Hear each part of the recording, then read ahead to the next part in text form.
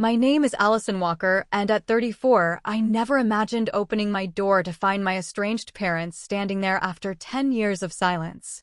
Despite our toxic history, I let them stay when they claimed my father was dying. That decision led to them assaulting me while my 7-year-old daughter Lily watched in horror.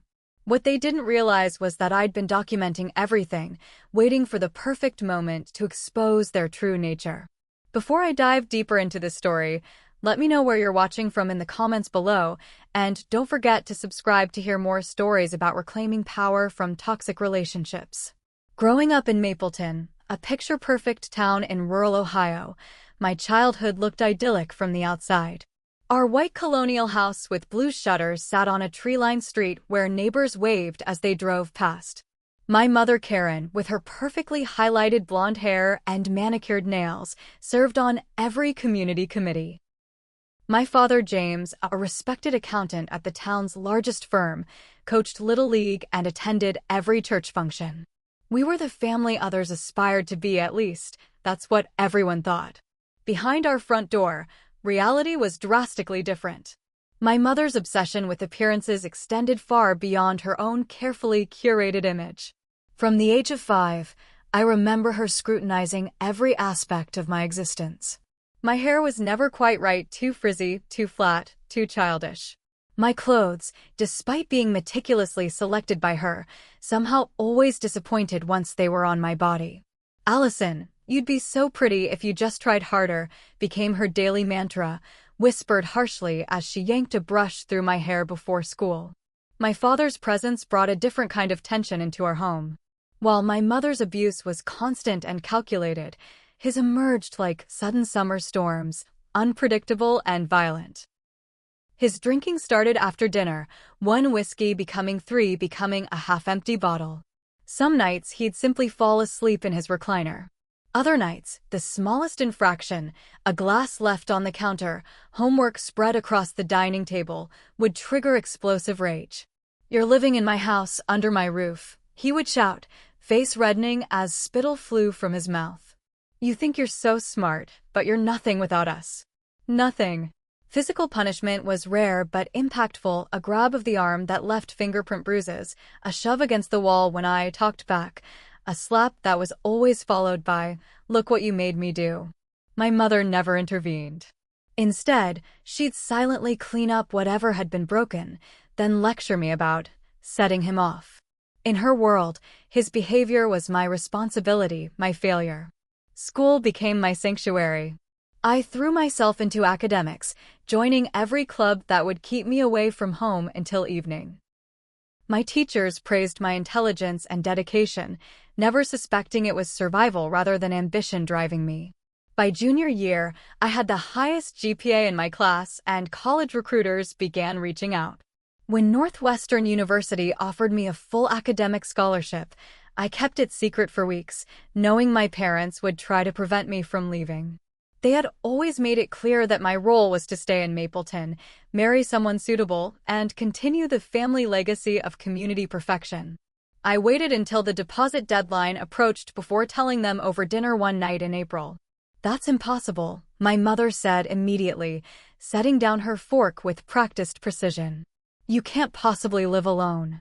What would people think?" My father's reaction was more direct. "Absolutely not. We didn't raise you to abandon your family. Besides, who would pay for this? We certainly won't." "I have a full scholarship," I explained, heart pounding but voice steady. "Everything's covered. And I've already accepted." The silence that followed was deafening. Then came the explosion. "You ungrateful little bitch," my father hissed, slamming his fist on the table hard enough to make the dishes jump. "After everything we've done for you." My mother's approach was more strategic. "If you leave, don't expect to come back. You'll be on your own, completely. Is that what you want? To have no family?" Looking at them, my father's rage and my mother's cold manipulation, I realized for the first time that having no family might be better than having this one. "Yes," I said simply. "That's exactly what I want." 3 months later, I left for Chicago with 2 suitcases and a backpack. My parents didn't drive me to the bus station. They didn't call to say goodbye. My mother sent one text, "You've made your choice. Don't contact us again." For the next decade, I didn't. Northwestern University's sprawling campus felt like landing on another planet after the confines of Mapleton. The sheer number of people was overwhelming at first, thousands of students from everywhere, all pursuing their own dreams without the weight of small-town scrutiny. My dorm room, though tiny and shared with a stranger named Haley from California, represented more freedom than I'd ever known. I could pin posters to walls without criticism. I could leave books open on my desk overnight. I could wear sweatpants to breakfast without anyone commenting on my appearance. Freshman year passed in a blur of introductory classes, late-night study sessions, and gradual friendships. By sophomore year, I had found my footing, declaring a major in marketing and securing an internship at a small Chicago agency. It was at a campus coffee shop during finals week that I met Ryan Taylor. He was a senior architecture student, tall with perpetually tousled dark hair and an easy smile. He noticed me struggling with my marketing statistics textbook and offered help.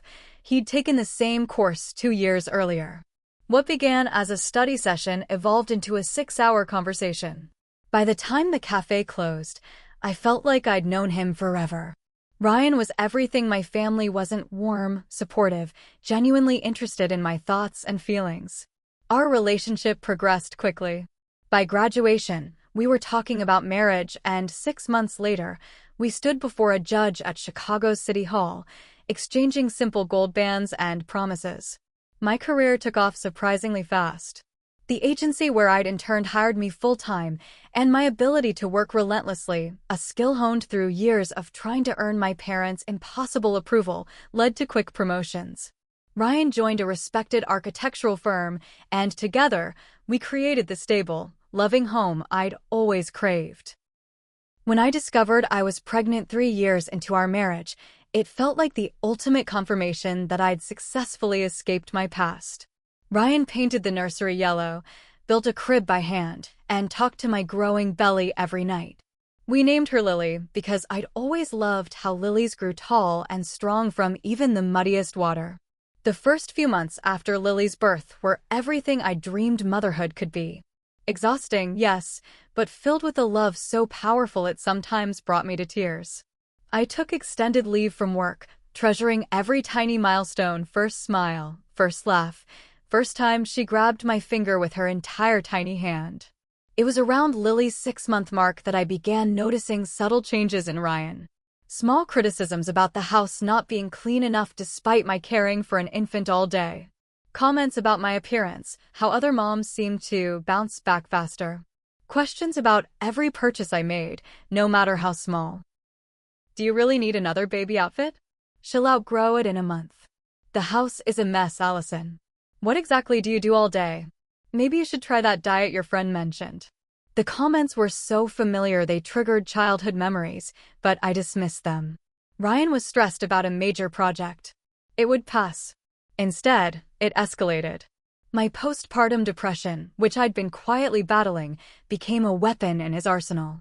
"You're just not yourself anymore," he'd say, making my mental health struggle sound like a personal failure. When I suggested therapy, both for me individually and for us as a couple, he refused, saying, "There's nothing wrong with me. You're the one who changed." I was back at work by the time Lily turned 1, juggling client meetings and daycare pickups, while Ryan's work hours grew mysteriously longer. The truth emerged shortly after Lily's 2nd birthday, when I received a call from a woman named Jessica. "I thought you should know," she said, her voice surprisingly gentle. "I've been seeing Ryan for almost a year. He told me you were separated, but I just found out that's not true." The divorce was messy and painful. Ryan fought for joint custody, but seemed more interested in punishing me than parenting Lily. He routinely canceled his weekends with her, moved in with Jessica 3 weeks after our divorce was finalized, and often forgot to pay child support.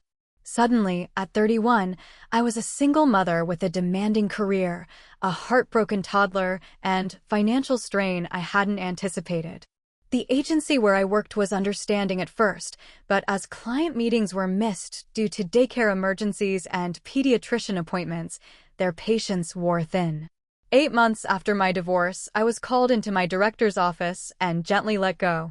"You're incredibly talented, Allison," my boss said sympathetically. "But we need someone who can give 100% right now." That night, after putting Lily to bed, I sat on my kitchen floor and sobbed, the first time I'd truly allowed myself to fall apart since leaving my parents' house. I'd tried so hard to build something different, something better, and it felt like everything was crumbling around me. The next morning, I woke up with Lily's small hand patting my cheek. "Mommy sad?" she asked, her little face serious and concerned. Looking at her, this perfect, innocent person who depended entirely on me, I found strength I didn't know I possessed. I couldn't fall apart. I wouldn't. Within 2 weeks, I had applied to dozens of positions, taken a temporary job at a local retail store to make ends meet, and started freelancing marketing projects at night after Lily was asleep.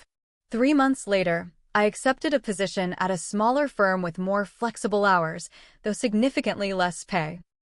The real turning point came when I decided to leave Chicago altogether.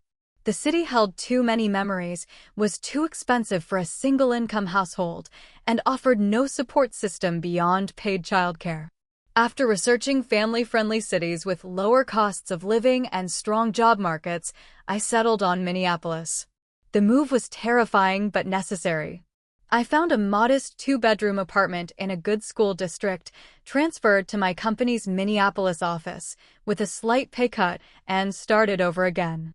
Ryan barely noticed, having moved to California with Jessica by then and reduced his contact with Lily to occasional video calls. It was in Minneapolis that I met Stephanie Miller, a kindergarten teacher who lived next door. She noticed me struggling to carry groceries while holding Lily's hand one afternoon and offered help without hesitation. That simple kindness evolved into the friendship I desperately needed. Stephanie became my emergency contact, my occasional babysitter, my confidant, and the adult conversation I craved after days filled with toddler talk. With Stephanie's encouragement, I also began therapy, finally unpacking the layers of trauma from my childhood and failed marriage. Dr. Bennett, with her calm demeanor and unwavering support, helped me recognize patterns I was determined not to repeat with Lily. "You didn't deserve what happened to you as a child," she told me during one particularly difficult session. "And you don't have to carry that weight forever." Slowly, session by session, I began rebuilding not just my life, but myself. By the time Lily started first grade, we had created a stable, loving home filled with the warmth and security I'd never experienced as a child. I had been promoted at work, made friends with other single mothers, and even started dating occasionally, though nothing serious. For the first time in my life, I felt truly at peace. Which is why, when my doorbell rang on that ordinary Tuesday evening in October, I had no premonition that my carefully constructed world was about to be tested in ways I couldn't imagine. The doorbell chimed as Lily and I were finishing dinner. Taco Tuesday was our weekly tradition, with Lily proudly helping to chop tomatoes with her child-safe knife while I browned the turkey meat. We were laughing about her day at school. Apparently, her friend Mason had brought his pet turtle for show and tell, and it had escaped briefly, causing classroom chaos. "I wonder who that is," I said, wiping my hands on a dish towel. We rarely had unannounced visitors, especially on weeknights. When I opened the door, the shock physically rocked me backward. 10 years had passed, but I would recognize them anywhere. My mother's hair was now completely silver instead of blonde, styled in the same perfect bob. My father looked significantly older, thinner, his once imposing frame somewhat diminished. They stood side by side on my porch, like ghosts from a past life I'd worked so hard to escape. "Allison," my mother said, her voice exactly as I remembered. "We've found you." For several seconds, I couldn't speak. My mind raced through possibilities. How had they found my address? Why now, after a decade of silence? Was this some kind of twisted dream? "Who is it, Mommy?" Lily appeared beside me, her small hand slipping into mine. My mother's eyes immediately fixed on her granddaughter, a strange smile spreading across her face. "You must be Lily," she said, her voice softening in a way it never had for me. "I'm your grandmother Karen, and this is your grandfather James." Lily looked up at me, confusion clear in her expression. I had told her very little about my parents, only that they lived far away and we didn't see them. "What are you doing here?" I finally managed, my voice steady despite the adrenaline coursing through me. My father cleared his throat. "Could we come in? It's about something important." Every instinct screamed to close the door, to protect the safe haven I'd created from these people who had caused so much damage. But Lily was watching, curious about these strangers claiming to be family, and the neighbors across the street had paused their evening walk to observe the interaction. 20 minutes, I said firmly, stepping aside. "That's all." They entered my home like visitors to a museum, examining everything with barely concealed judgment. My mother's gaze lingered on the modest furnishings, the children's artwork magnet to the refrigerator, the stack of library books on the coffee table. "It's cozy," she said, managing to make the word sound like an insult. I directed them to the living room sofa while keeping Lily close. "Why are you here after all this time?" My father looked down at his hands, then back at me. "I'm sick, Allison. Stage 3 pancreatic cancer. The doctors give me 6 months, maybe less." The news should have affected me more than it did. Instead, I felt strangely numb, suspicious of even this claim. "I'm sorry to hear that," I said neutrally. "But why come to me now?" "Family should be together in times like these," my mother interjected. "We've had our differences, but blood is blood. We want to get to know our granddaughter before." She trailed off, glancing meaningfully at my father. "And where will you stay while you're in Minneapolis?" I asked, already dreading the answer. "We thought we could stay here," my mother replied, as if it were the most natural suggestion in the world. "Just for a week or two. Hotels are so impersonal, and your father tires easily now." The audacity was breathtaking. These people, who had emotionally tortured me throughout my childhood, who had cut me off completely for daring to pursue independence, now expected to move into my home based on a sudden terminal diagnosis. "Mommy, can they stay? Please." Lily tugged at my sleeve, her eyes wide with excitement at the prospect of grandparents. Something her friends at school all seemed to have, something she had asked about more frequently as she grew older. Looking at her hopeful expression, I made a decision I would later question endlessly. Perhaps it was the desire to show Lily that I wasn't like my parents, that I could offer compassion even to those who hadn't shown it to me. Perhaps it was morbid curiosity about what they really wanted. Or perhaps some small, broken part of me still longed for the parental approval I'd never received. 2 weeks, I said firmly. "You can stay in the guest room. But there are rules in this house, and I expect them to be respected." My mother's smile didn't reach her eyes. "Of course, dear. We wouldn't dream of imposing." That night, after getting my parents settled in the spare room and putting Lily to bed, she was too excited to fall asleep easily. Full of questions about her new grandparents, I locked myself in the bathroom and tried to steady my breathing. My hands shook as I texted Stephanie next door. My estranged parents showed up out of nowhere. "They're staying for 2 weeks. My father claims to be dying. I might need emergency wine and sanity checks." Her response was immediate. "OMG. Door is open anytime. Just say the word and I'll create a diversion so you can escape." I smiled weakly at her message, then stared at my reflection in the mirror. The woman looking back had overcome so much: childhood abuse, divorce, single parenthood, rebuilding a life from scratch. I couldn't let 2 weeks with my parents undo all that progress. "You're not that scared little girl anymore," I whispered to myself. "You set the rules now." Still, as I finally crawled into bed, sleep eluded me. I kept remembering my mother's calculating gaze as she looked at Lily, my father's too convenient illness, the way they had tracked me down after all these years. Something felt wrong. I just couldn't put my finger on exactly what it was. The first morning with my parents in the house, I woke to the smell of bacon and the sound of Lily's delighted laughter. For a disorienting moment, I thought I'd dreamed their arrival. Then reality crashed back as I entered the kitchen to find my mother at the stove, spatula in hand, while Lily sat at the counter watching her flip pancakes. "There she is," my mother said brightly. "We thought we'd let you sleep in. Lily's been telling us all about her school." My father sat at the dining table, newspaper spread before him as if he'd lived here for years. He nodded in acknowledgement, but didn't speak. You didn't need to do this, I said, immediately hating how defensive I sounded. I have a morning routine with Lily. Nonsense, my mother replied. It's the least we can do while we're staying here. Besides, I noticed your pantry could use some organization. The way you've arranged your canned goods makes no sense at all. And so it began. By the end of the first day, my mother had rearranged my kitchen cupboards, made subtle comments about Lily's limited wardrobe, and questioned my decision to let her watch 30 minutes of cartoons after dinner. My father, meanwhile, had spent most of the day resting, though I noticed him watching Lily with unusual intensity whenever they were in the same room. She's just like you were at that age, he remarked during dinner. Same eyes. Same curiosity. The comparison made me deeply uncomfortable, though I couldn't articulate why. Day 3 brought the first real conflict.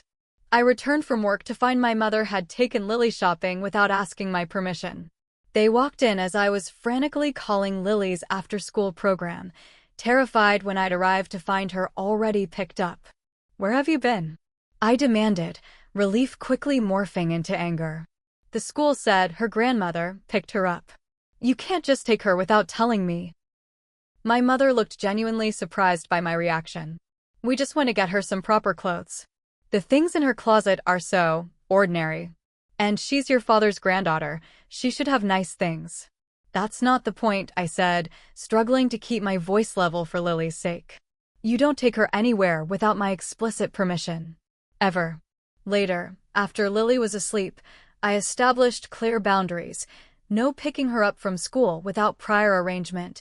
No buying her things without consulting me first. No criticizing my parenting decisions in front of her. My parents agreed with suspicious readiness, exchanging glances I couldn't interpret.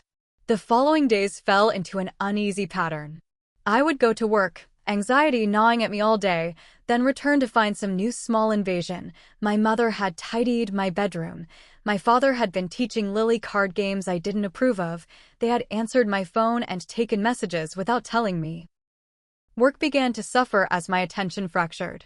I missed a major deadline, something that had never happened before, and had to apologize profusely to an important client. My supervisor, Michael, pulled me aside after a particularly distracted meeting. Everything okay at home, Allison? This isn't like you. I gave him the abbreviated version, estranged parents, surprise visit, terminal illness, and he responded with more understanding than I expected, offering flexible hours if I needed them. His kindness nearly broke me. I wasn't accustomed to such consideration from authority figures. Meanwhile, Lily was becoming increasingly attached to her grandparents. My mother showered her with gifts and attention, while my father told her stories about a childhood I barely recognized, one where I was happy, cherished, the center of a loving family. The revisionist history made me sick to my stomach, but contradicting it would only confuse Lily further. Stephanie became my lifeline during this period. She would invite Lily for playdates with her nephew, giving me brief respites from the constant tension. During one such afternoon, I confessed my growing unease. Something doesn't add up, I told her, nursing a cup of tea at her kitchen table.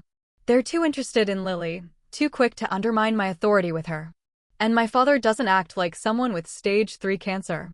He's tired, yes, but not debilitated. Have you seen any medical paperwork? Stephanie asked. Prescriptions, appointment cards, anything. I hadn't. In fact, I realized I'd seen no evidence of medication or treatment at all. That evening, while my parents took Lily for an approved walk to the neighborhood playground, I did something I'd promised myself I wouldn't. I searched their luggage. The invasion of privacy felt justified given the circumstances, but my hands still trembled as I carefully sifted through their belongings. In my mother's suitcase, beneath neatly folded sweaters, I found a folder of legal documents. My blood ran cold as I scanned the contents, printouts about grandparents' rights in Minnesota, highlighted passages about custody claims, notes about my fitness as a mother. Most disturbingly, I found a draft petition for emergency temporary custody, citing my mental instability and unsafe home environment as justifications. Hands shaking, I photographed everything before returning it exactly as I'd found it, then retreated to my bedroom to think. They weren't here for reconciliation. They weren't even primarily here for my dying father to connect with his granddaughter. They were building a case to take Lily from me. That night, I called Michael, who had practiced family law before switching to corporate work. He agreed to meet me for coffee the next morning before work. After explaining the situation in detail, I showed him the photos of the documents. This is troubling, he admitted, but not immediately actionable. They're preparing, but haven't filed anything yet. And frankly, they don't have a case. You're clearly a fit parent with a stable home and income. They're manipulative and convincing, I countered. And they have resources. What if they make something up? Michael considered this. Document everything. Keep a detailed log of all interactions, anything concerning they say or do. If you're really worried, Minnesota is a one-party consent state for recordings. You could legally record conversations without telling them. That afternoon, I ordered small security cameras for the common areas of my apartment, living room, kitchen, hallway, under the guise of home security. I also began keeping meticulous notes of every interaction, every undermining comment, every attempt to isolate Lily from me. I observed my father more carefully too, watching for signs of serious illness. While he certainly looked unwell, I noticed inconsistencies. His appetite was excellent on days when he thought no one was paying attention. His exhaustion conveniently appeared when household tasks were mentioned, but vanished when Lily wanted to play. And he never once mentioned doctor's appointments or treatments. My suspicions were confirmed when I overheard a late-night conversation between them in the guest room, their voices carrying through the apartment's thin walls. "The judge will see it our way," my mother was saying. "She's clearly unstable, living in this tiny apartment, working all those hours, no male influence in the home. We can provide Lily with everything she needs." "What about the cancer angle?" my father asked. "How long can we maintain that?" "As long as necessary," came the cold reply. "Dr. Hoffman has already agreed to confirm your diagnosis if anyone checks. By the time they discover the truth, we'll have established enough presence in Lily's life that removing us would be traumatic for her." I lay in bed, frozen with a mixture of horror and vindication. They were planning to steal my child using a web of lies and manipulation, exactly as they had controlled me throughout my childhood. But this time, I wasn't a helpless child. This time, I was ready to fight back. The next morning, I called in sick to work and took Lily to Stephanie's before my parents awoke. Then I drove to the hospital where my father claimed to be receiving treatment.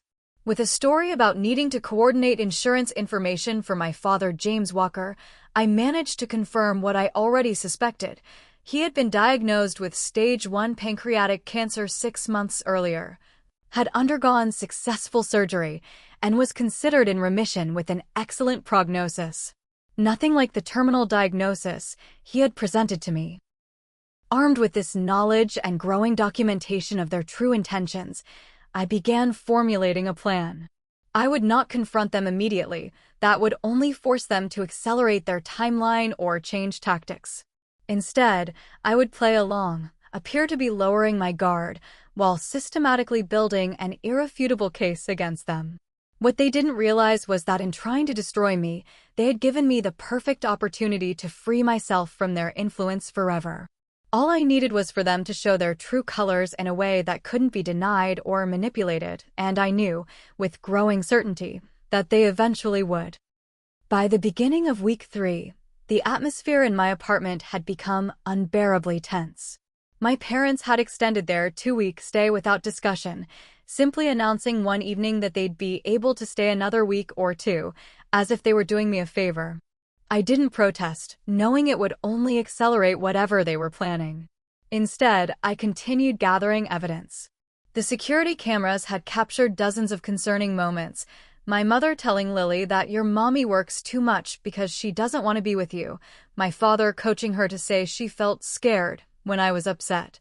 Both of them making subtle but persistent comments undermining my authority.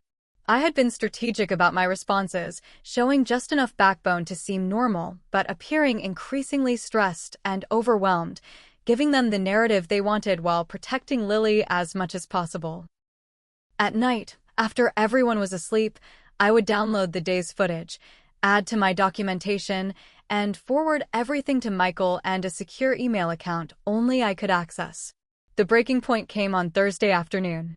I'd taken a half-day off work to attend Lily's school conference, where her teacher, Mrs. Reeves, had nothing but praise for her academic progress and social skills. I left the school feeling proud and momentarily lighter, only to have that feeling shattered when I checked my phone and found 3 missed calls from the school office. When I called back, the administrative assistant explained that my parents had come to update Lily's emergency contact information, claiming to be her primary guardians while I was going through some personal issues. The school had felt something was off and had attempted to reach me for verification. White-hot rage coursed through me as I drove home, hands gripping the steering wheel so tightly my knuckles turned white. This wasn't just boundary crossing anymore. This was a deliberate attempt to establish a paper trail supporting their custody claims. I forced myself to calm down before entering the apartment, knowing I needed to handle this confrontation carefully. When I opened the door, my parents were sitting at the dining table with Lily between them, helping her with homework as if nothing was amiss. "Lily, sweetheart," I said, keeping my voice gentle, "could you go play in your room for a little while? I need to talk to Grandma and Grandpa about grown-up things." She looked between us, sensing tension despite my effort to hide it, but nodded and gathered her papers. Once her bedroom door closed, I turned to my parents, all pretense of politeness gone. "You went to Lily's school and tried to list yourselves as her primary guardians," I stated flatly. "You told them I was going through issues. You did this behind my back, without my knowledge or consent." My mother's face remained perfectly composed. "You're overreacting, Allison. We were simply making sure Lily had proper emergency contacts in case something happened to you. Given your history of instability, it seemed prudent." "What instability?" I demanded. "I've built a stable home and career. I'm an excellent mother." "Excellent mothers don't subject their children to poverty and isolation," my father interjected, his voice taking on the familiar contemptuous tone of my childhood. "Look at this place, barely 2 bedrooms, in a neighborhood that's clearly declining. No father figure, no proper family structure." "Lily has everything she needs," I countered, struggling to keep my voice level. "Love, stability, safety." "Safety." My mother laughed coldly. "We've seen how you lose your temper with her. The way you rush her constantly, never giving her time to just be a child. Not to mention your obvious anxiety issues." I realized with crystal clarity what they were doing, creating a fictional narrative of my parenting that would support their custody claim, gaslighting me just as they had throughout my childhood. The familiar tactics nearly made me doubt myself for a moment, before my hard-won confidence reasserted itself. "I want you both to leave," I said firmly. "Today. Now. I was wrong to let you into our lives." My father stood abruptly, his previously frail demeanor completely vanished. "We're not going anywhere. Not without our granddaughter." "She is my daughter," I said, standing my ground. "You have no rights to her." "We'll see about that," my mother replied with chilling confidence. "The courts tend to favor providing children with proper family environments. A single mother with your background, abandoned by your husband, history of depression, questionable lifestyle choices, you really think a judge will side with you over us?" "My background? You mean the childhood of abuse you put me through?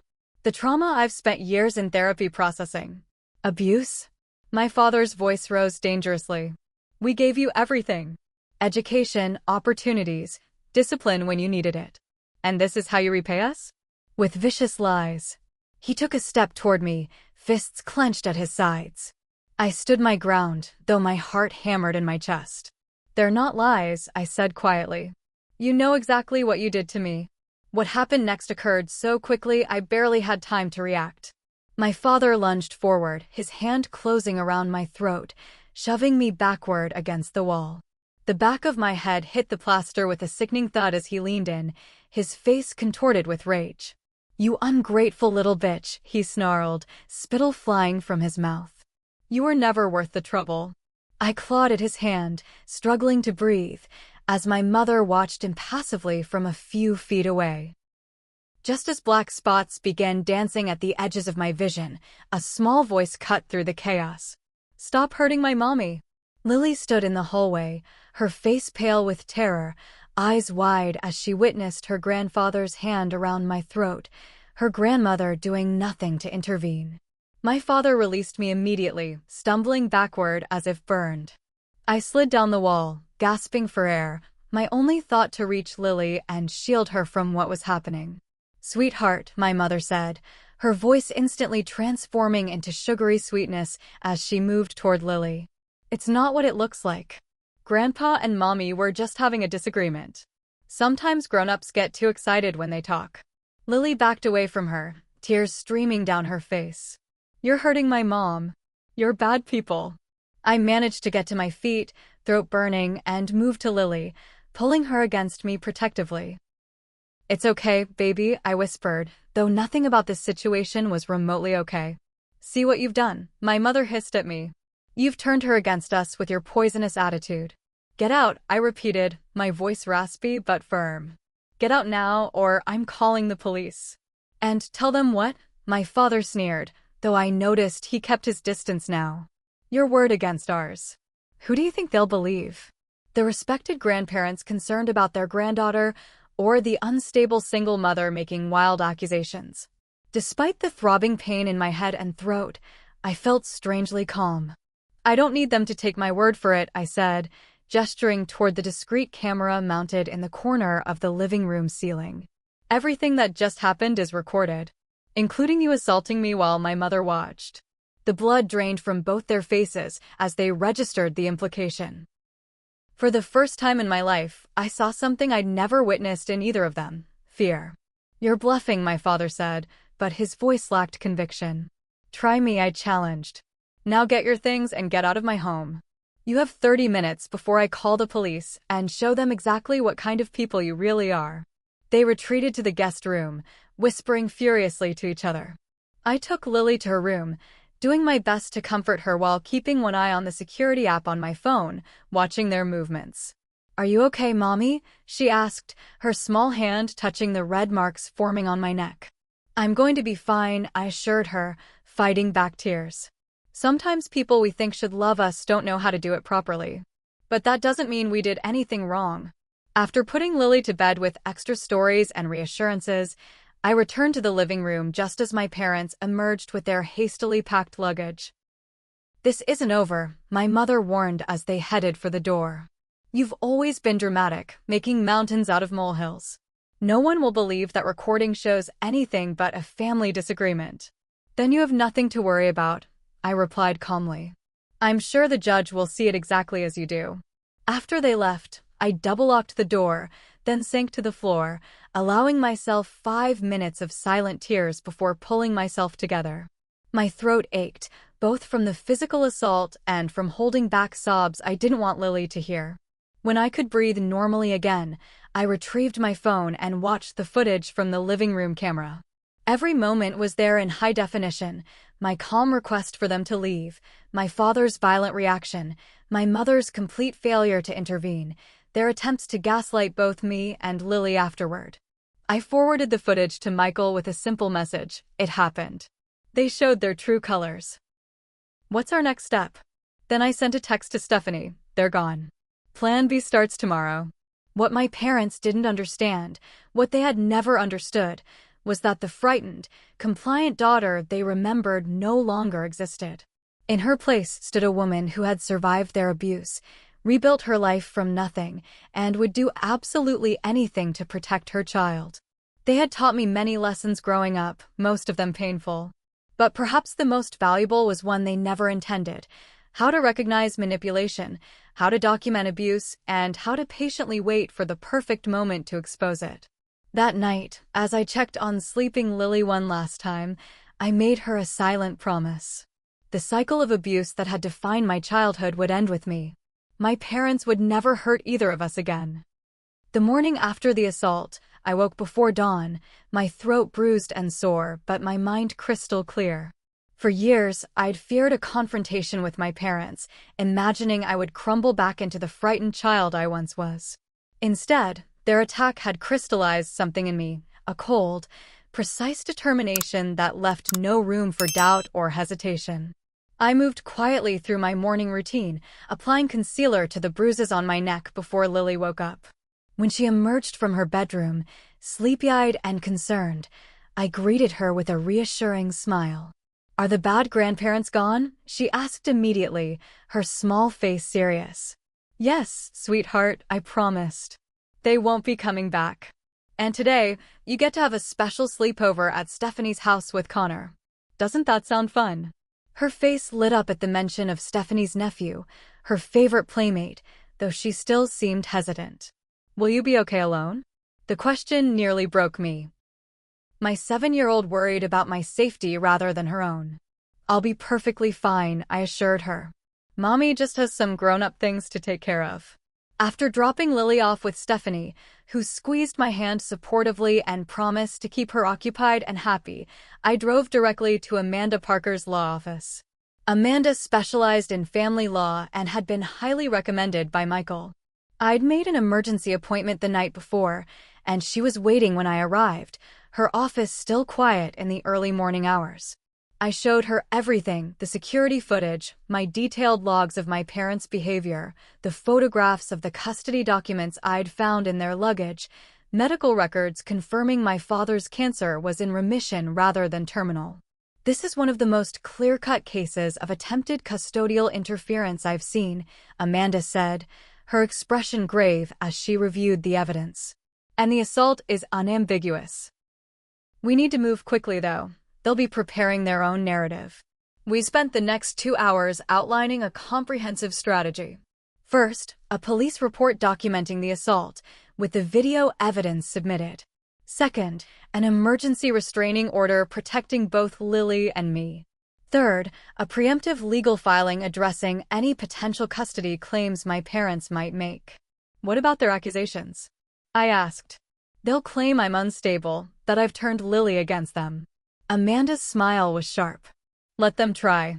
I've already reviewed your employment history, Lily's school records, statements from her teachers, your therapy progress notes that you've authorized me to access. You're a model parent who has overcome significant trauma to provide a stable, loving home. Their claims will fall apart under scrutiny." From the law office, I went directly to the police station, where I filed a formal report about the assault. The female detective who took my statement watched the video footage in silence, her expression hardening as my father's hand closed around my throat.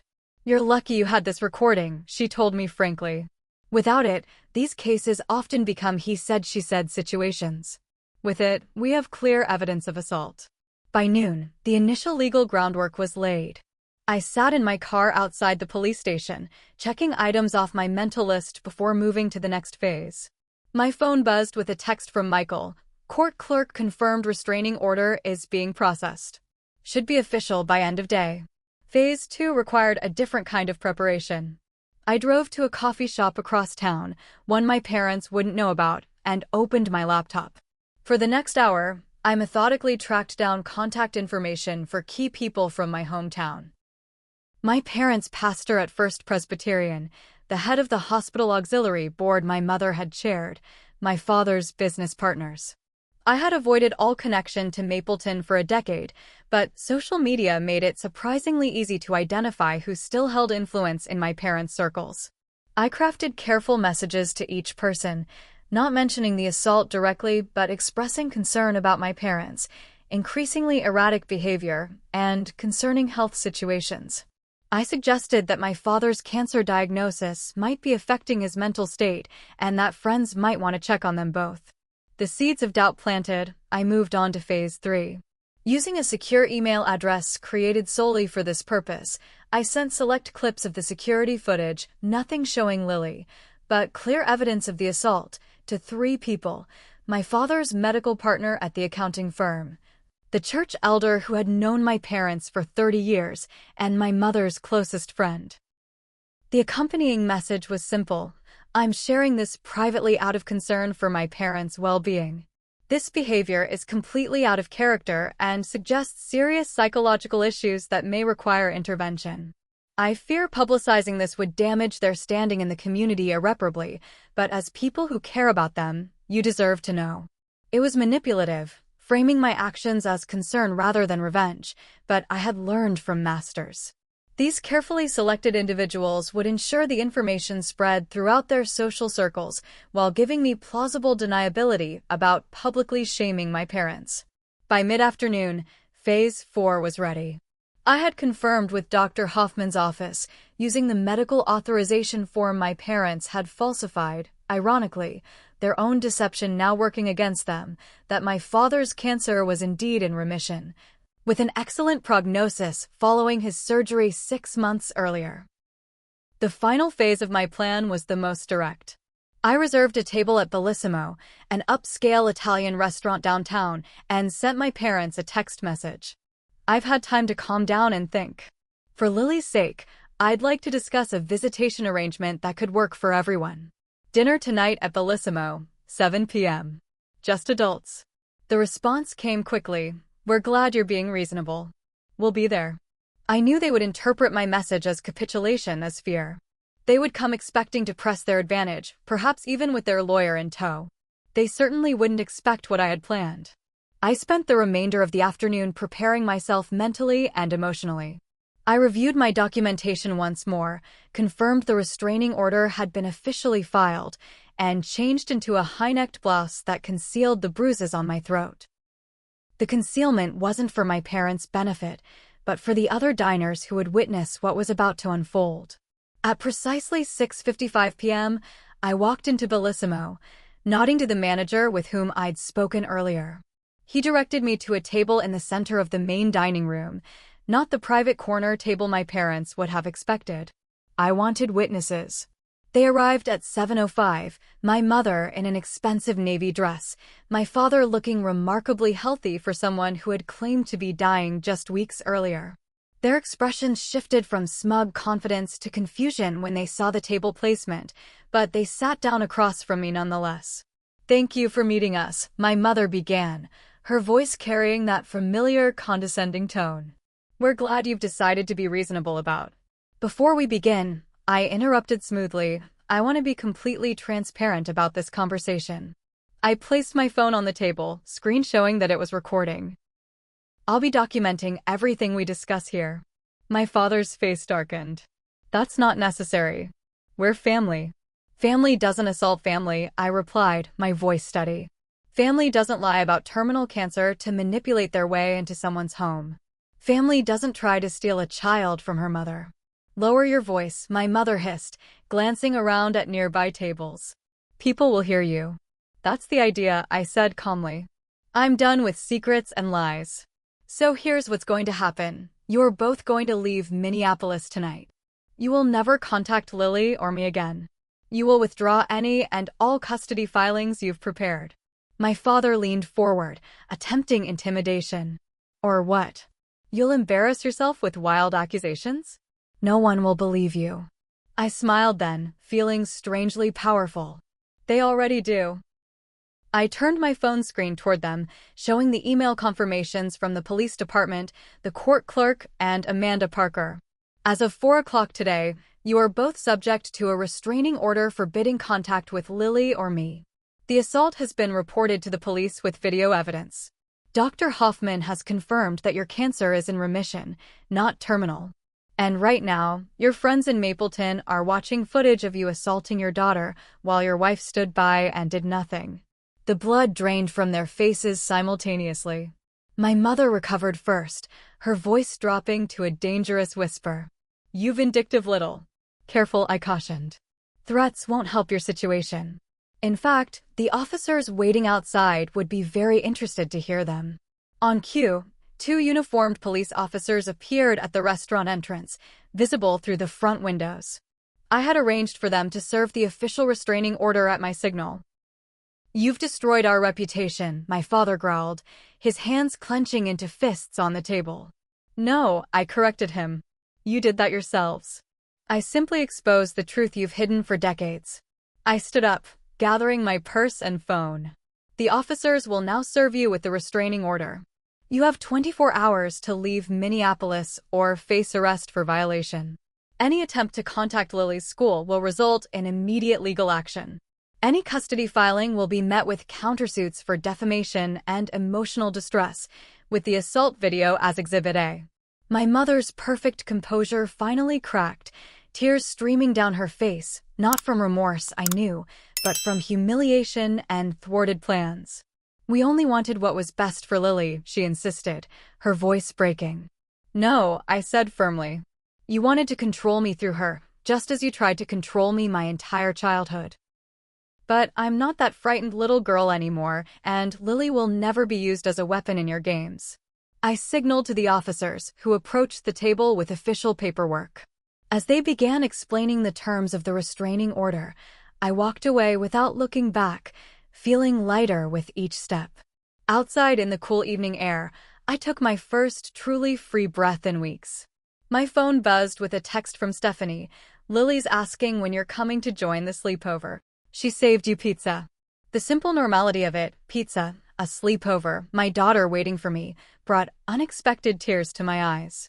I had spent so many years believing I was broken by my parents' abuse, that I would never be worthy of uncomplicated love. Yet here I was, having finally faced my abusers not from a place of weakness, but from a position of strength and truth. As I drove to Stephanie's house, I reflected on how differently this confrontation could have gone if I hadn't been prepared, if I hadn't documented everything, if I had allowed guilt or obligation to override my instincts. My parents had counted on the daughter they remembered compliant, easily manipulated, desperate for approval. They never anticipated the woman I had become. Their destruction wasn't what I had initially wanted. Even after everything, some childish part of me had hoped for genuine reconciliation, for the loving parents I had never actually had. But they had shown their true nature one final time, and in doing so, had freed me completely from any lingering doubts or obligations. By the time I reached Stephanie's driveway, I had made peace with my actions. Tomorrow would bring new challenges, explaining to Lily in age-appropriate terms why her grandparents had left, dealing with potential legal fallout, continuing our healing journey. But tonight, I would eat pizza with my daughter, thank my friend for her unwavering support, and celebrate the family we had chosen rather than the one I was born into. The first week after my parents' departure passed in a blur of legal procedures and careful conversations. Explaining the situation to Lily required a delicate balance. I wanted to be honest without burdening her with adult complexities or speaking too harshly about her grandparents, despite their behavior. Sometimes, I told her as we sat on her bed surrounded by stuffed animals, people don't know how to love properly. Your grandparents didn't treat me kindly when I was growing up, and they didn't treat us kindly when they visited. That's why they had to leave. Did they leave because Grandpa hurt you? She asked, her perceptiveness both impressing and concerning me. Partly, I acknowledged. But mostly because I realized they weren't safe people for us to have in our lives right now. Will they ever come back? I hesitated, then decided on honesty. No, sweetheart. They won't be coming back. But that doesn't mean you don't have family who loves you. You have me and Stephanie and Connor and all your friends at school. She considered this seriously, then nodded. We're still a good family without them. The very best, I agreed, pulling her into a hug. The legal aftermath required more attention than I'd anticipated. Though my parents had left Minneapolis as ordered, they attempted to challenge the restraining order from a distance, hiring a local attorney to represent them. Amanda, my lawyer, handled everything expertly, presenting the video evidence in a closed hearing that resulted in the temporary order being made permanent for 3 years. They're claiming the video was taken out of context, Amanda told me after the hearing. But the judge wasn't buying it. The footage speaks for itself. My parents' attempts to salvage their reputation in Mapleton proved equally unsuccessful. Through distant connections, I learned that my father had been asked to take a leave of absence from the accounting firm pending an internal review of his personal conduct. My mother had resigned from 3 community boards after other members expressed concerns about recent events. The most surprising development came 6 weeks after their departure, when I received a call from my Aunt Catherine, my mother's sister, with whom I'd had minimal contact since childhood. I should have reached out years ago, she said, her voice heavy with regret. We all saw how they treated you, but no one wanted to interfere. It was easier to believe their explanations than to acknowledge what was happening right in front of us. Her apology, while appreciated, highlighted how many adults had looked away during my childhood suffering. Still, her call opened the door to reconnecting with extended family members who had been kept at arm's length by my parents' controlling behavior. Therapy became a cornerstone of our healing process. Dr. Bennett, who had helped me process my childhood trauma years earlier, now worked with both Lily and me, separately and occasionally together, to address the impact of my parents' brief but damaging presence in our lives. "You showed remarkable strength," Dr. Bennett told me during one session. "Most abuse survivors struggle to confront their abusers so directly." I wasn't doing it for me, I admitted. If it had just been about my own healing, I might have simply cut contact again. But when they targeted Lily, something shifted. I found strength I didn't know I had. "That's often how it works," she nodded. "We'll do for our children what we struggle to do for ourselves." As the months passed, our lives gradually returned to normal, though with some significant improvements. The promotion I'd been working toward came through, bringing both increased responsibility and a welcome salary boost. Stephanie and I grew even closer, our friendship deepening into a chosen family bond that provided the support network I'd never had growing up. When Lily's 8th birthday approached in February, I decided it was time for a fresh start. The apartment, though filled with happy memories, also held echoes of those terrible weeks with my parents. Using my promotion bonus and some carefully saved funds, I made a down payment on a small house in a nearby neighborhood, still within Lily's school district, but offering more space, a backyard, and most importantly, a security system that gave me peace of mind. Moving day arrived with unexpected emotional impact. As Stephanie, Michael, and other friends helped carry furniture and boxes, I found myself occasionally pausing, overwhelmed by the contrast between my childhood home, where love was conditional and safety never guaranteed, and this new space I was creating, built on genuine care and mutual respect. "You okay?" Stephanie asked, finding me alone in the empty kitchen, staring out the window at Lily playing in the backyard. "More than okay," I replied honestly. "I was just thinking about how different this is from how I grew up. My parents' house was always perfect, but never felt safe. This place isn't perfect, but it's ours, and it's safe." "You built that," she reminded me, squeezing my shoulder. "Not despite your past, but because of it. You knew exactly what you didn't want to recreate." Nearly a year after my parents' visit, a letter arrived with a Mapleton postmark. I recognized my father's handwriting immediately and sat with the unopened envelope for several days, uncertain whether reading it served any purpose in our healing journey. When I finally opened it, the contents were both expected and surprising. My father acknowledged the assault, though he characterized it as losing control momentarily after extreme provocation. He mentioned receiving therapy, claimed to recognize patterns of behavior that needed changing, and asked for forgiveness, not reconciliation, just forgiveness. What struck me most was the absence of my mother's voice in the letter. It was signed only by my father, with no mention of her perspective or remorse. I wondered if she even knew he had written to me, or if this represented a small fracture in their previously united front. I never responded to the letter. Not out of lingering anger, but because I had nothing left to say. The cycle that had begun in my childhood had finally been broken, not with dramatic confrontations or public accusations, but with boundaries firmly maintained and a new life carefully constructed. As Lily flourished in the following years, developing her talent for art, making close friendships, growing increasingly confident and empathetic, I often reflected on how differently things might have turned out had I not trusted my instincts during my parents' visit. The temporary discomfort of confrontation had prevented years of potential manipulation and interference. The most profound lesson from the experience wasn't about revenge or justice, though both had their place in my healing journey.